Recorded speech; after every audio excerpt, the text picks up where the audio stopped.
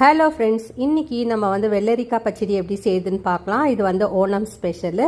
Kerala type செஞ்சுருக்கேன் நான். இப்போ வாங்க எப்படி செய்யுதுன்னு பார்க்கலாம். முதல்ல நம்ம வெள்ளரிக்காய் எடுத்துக்கலாம். நான் அரை வெள்ளரிக்காய் தான் எடுத்திருக்கேன்.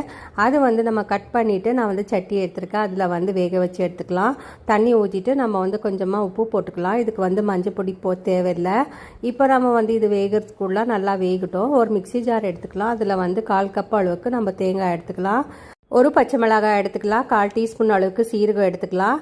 இது சேர்த்துட்டு கொஞ்சமாக தண்ணி சேர்த்துட்டு நம்ம நைஸாக அரைச்சின்னு வந்துடலாம். இது பாருங்கள், இந்த அளவுக்கு இருக்கணும். அதுக்கப்புறம் 1/4 டீஸ்பூன் அளவுக்கு கடுகு சேர்த்துக்கலாம். கடுகு சேர்த்து செய்யும் போது நமக்கு டேஸ்ட் நல்லாயிருக்கும். இப்போ நான் தயிர் எடுத்திருக்கேன். நான் 1 கப் அளவுக்கு தயிர் எடுத்திருக்கேன்.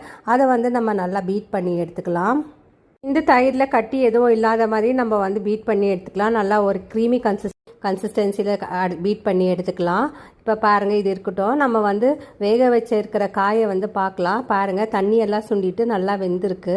இப்போ இதில் நம்ம அரைச்சி வச்சிருக்கிற தேங்காய் மசாலா சேர்த்துக்கலாம். சேர்த்துட்டு இதை நல்லா கொதிக்கிறதுக்கு விடலாம். இது நல்லா பச்சை வாசனை போன பிறகு நம்ம பீட் பண்ணி வச்சிருக்கிற தயிரை சேர்த்துக்கலாம். சேர்த்துட்டு இதை ஒரு முறை கலந்து கொடுத்துக்கலாம்.